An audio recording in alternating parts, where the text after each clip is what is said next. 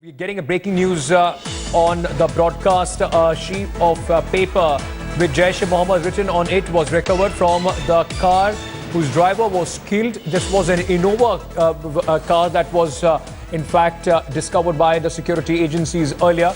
Two cars were attacked, one of the superintendent of police and the other whose driver was killed. Kamaljeet Kaur Sandhu, my colleague, is on the phone line for more on this story. In fact, Kamal is live, joining us live now. Kamal, bring us up to speed with the information that you have sent. Well, yes, around 31st to 1st when this incident happened where the SP's car was taken away. Now, why he really escaped was because his driver was the one who was driving the official car. He was killed, he was gunned down. Immediately then the security forces knew there was an impending attack which was coming in, and that is how the NSG team were moved by Ajit Doval. What we know from our sources is that 4 terrorists have been gunned down, 4 security personnel we've been told have been martyred. But what is important is the way modus operandi has been conducted. The Home Minister Rajnath Singh has just hit out at Pakistan saying, though we want friendly relations with Pakistan, it does not mean that we are weak in the knees. We will retaliate, and in this particular case we have retaliated. A strong message coming out from Home Minister Rajnath Singh. This obviously, Ankit, also comes at a time when there are changing dynamics as far as Indo-Pak relations are concerned. The surprise visit by Narendra Modi. But on talking about the security aspect as such, this is a terror attack more on the lines of what we saw in July in Dina Nagar. Obviously a blatant militant attack, obviously targeting the Air Force base in Pathankot. Now yes, what we know from our sources is they wanted to stretch the encounter for very long, but that obviously did not happen. They could not get into the technical aspect of it. One of the first casualty was obviously the sentry who was posted there, but yes, because there was enough intelligence which was available, and remember there was a general alert, Ankit, regarding an impending attack, and that is why both Jammu and Kashmir and Punjab were the 2 states which were alerted just on the 31st and the 1st. Yes. There have been earlier general advisories as well as intelligence, but this one was also not specific really, but general. There was an alert, there was a heightened sense of security, and that is why they could ward off the attack. And remember, around 3:30 is when the encounter really began, and in a couple of hours till around 8 o'clock the encounter was already towards its conclusion. And what we know is not only the Air Force's Garuda commandos but also the NSG commandos who participated in this particular attack were obviously forcefully deployed. They were there enforcing their power. We know UAVs to helicopter recce's were done. Yes. But definitely this was obviously in the middle of the night. This is 3 o'clock is still in time, which is obviously very, very dark. That's right. This is the time that the terrorists try to really in the cover of darkness launch that particular attack. And after 1 or 2 casualties, the military and the Air Force, as far as Punjab police, was able to really ward off the attack in a limited number of hours. Now that goes in for the intelligence as well as the security forces. Kamal, many will however still say that there was a certain amount of negligence, but remember this Kamal, in fact, earlier you had sent an information about this terror attack. These terrorists could have infiltrated just a couple of days back on the Indian side. This also leaves a lot of questions as far as the BSF is concerned. They would of course be going in for a review. What more information can you tell us about this infiltration? That within that car which was taken away by the militants, which was found a few meters away from this particular site of attack, there was a sheet which did suggest that this could actually be Jaish-e-Mohammed.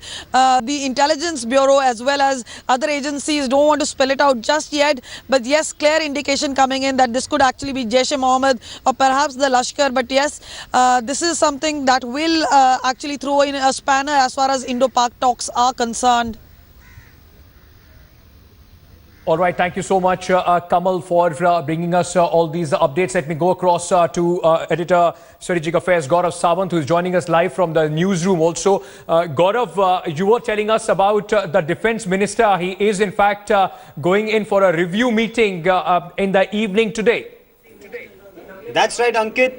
It's not just the Pathankot Air Base where security is being heightened.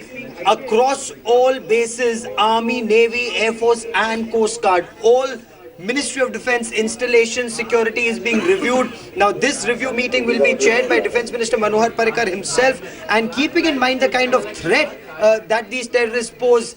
Some of these are very, very vast. This is a very expensive process of increasing not just the perimeter walls but also putting barbed wire on top, having CCTV cameras in place. Now all of this needs to be done. Which are more sensitive bases? What are bases that need to be covered first in terms of priority? With our bases which can be covered subsequently? These are some of the aspects that are likely to be discussed in this meeting. And also given the fact that there was a specific threat to the Pathankot Air Base, given the fact that army location units were already deployed, 2 columns of the army, 2 units of the special forces, teams of the special forces, should the response have been faster?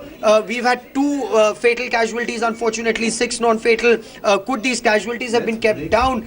These are some of the aspects that will be reviewed at the tactical level, also at the bigger strategic level on about keeping India safe from Pakistan-sponsored terror, Ankit.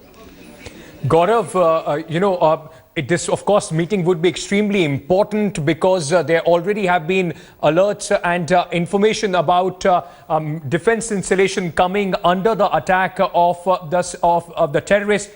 Also, keeping in mind that recently ISI-backed moles from the defense agencies, from the defense forces, have been arrested.